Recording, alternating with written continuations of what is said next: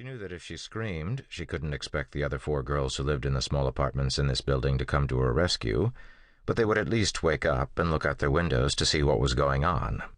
If somebody grabbed her, she must not rely on her neighbor's altruism. She must yell fire while she fought. She had read that this was what the experts advised, so that was what she would try to do. She wished she weren't feeling so jumpy. For the past 2 days, she had been increasingly anxious, and the discomfort seemed to have gotten more vivid this morning. She had to remind herself that this was not something to be afraid of. It was an opportunity. If she used it well, it was a step toward getting everything she wanted.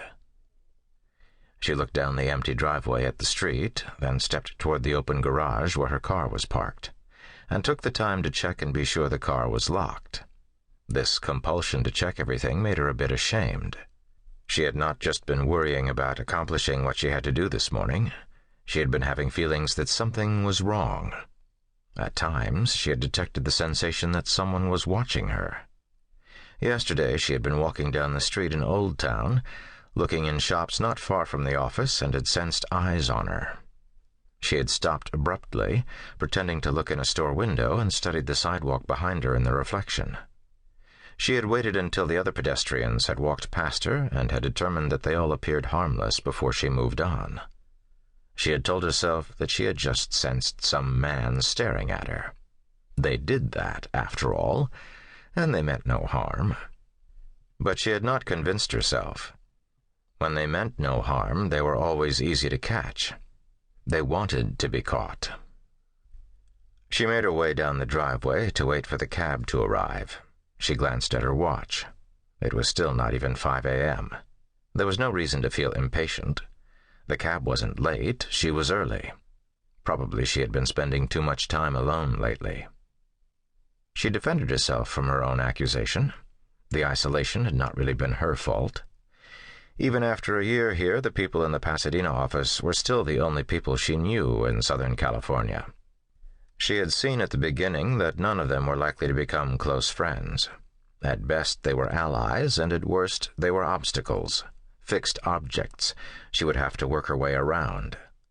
To get what she needed, she would have to deceive them about her feelings, keep certain information she picked up away from them, and use it to her advantage, all the while smiling and evading.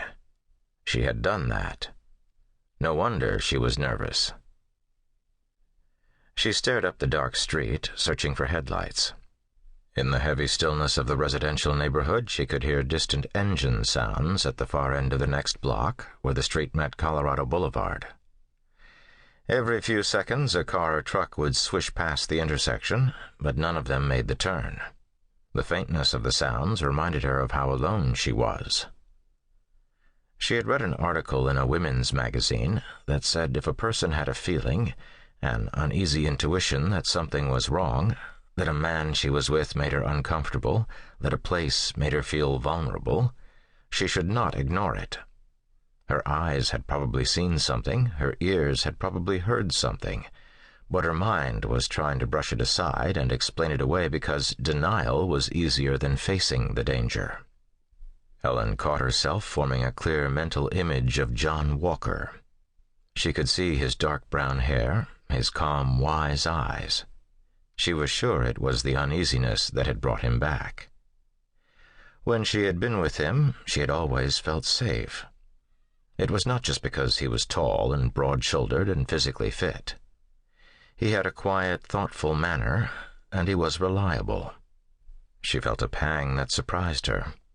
She could have been with him, maybe not married him, because that would have ruined everything, but at least had him nearby.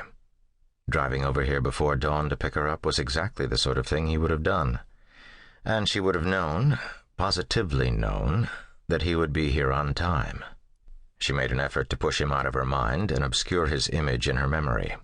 The worst thing for a person to worry about was some decision she had made in the past. She saw a pair of headlights turn off Colorado, took in a deep breath, and waited. The car passed under the first street lamp so she could see the white bar on the roof. It was the taxi. She let the breath out in relief.